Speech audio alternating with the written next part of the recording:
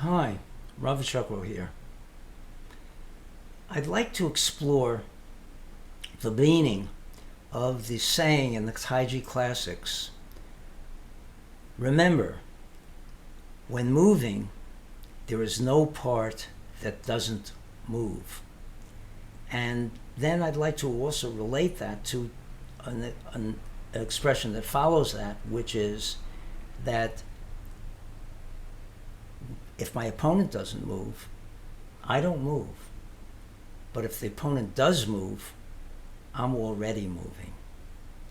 And there's also another expression, which is my opponent doesn't know me, but I alone know my opponent. And all of these, to me, fit together. So let me explain. The saying, as it's usually said, when one part moves, all parts move, refers to, is interpreted by most people as that all the parts move together instead of having the hands moving independently of the body. And of course that's very important. But I think that this saying goes way beyond that. And I like to use an example that comes from physics, and that is we look at things in physics both macroscopically and microscopically.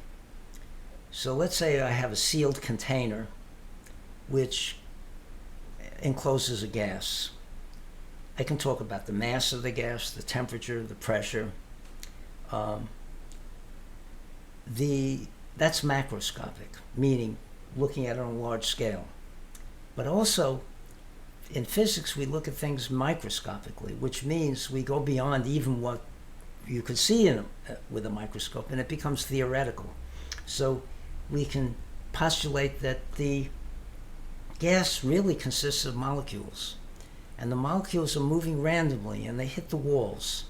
And the harder they hit the walls, the more pressure there'll be. But the higher the temperature, the greater the speed with which they're moving. They're moving at a greater speed, they'll hit harder and more often as they go back and forth randomly. So that is more of a microscopic point of view, and that is how I look at this expression. That when a movement occurs, it's not just the outer movement that's occurring, but what's going on inside.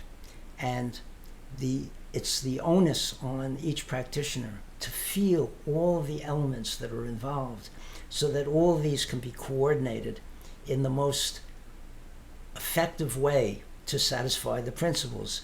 Yin-yang, being in the moment, non-action, non-intention, circularity, continuity, etc., etc. And that takes a long period of time, and that training then becomes owned by you to the point where you don't even have to think about those things consciously. They're there for you because your subconscious mind has encompassed them, and that's the way you move. Just like riding a bicycle or roller skates or driving a car, you don't have to think about where the brakes are or now it's time to stop. You just do it because you have that training. But by having that training, you reach a point where you know so much about yourself health-wise. You know what caused you to get sick. Not always, but often you do, if it has to do with food or whatever.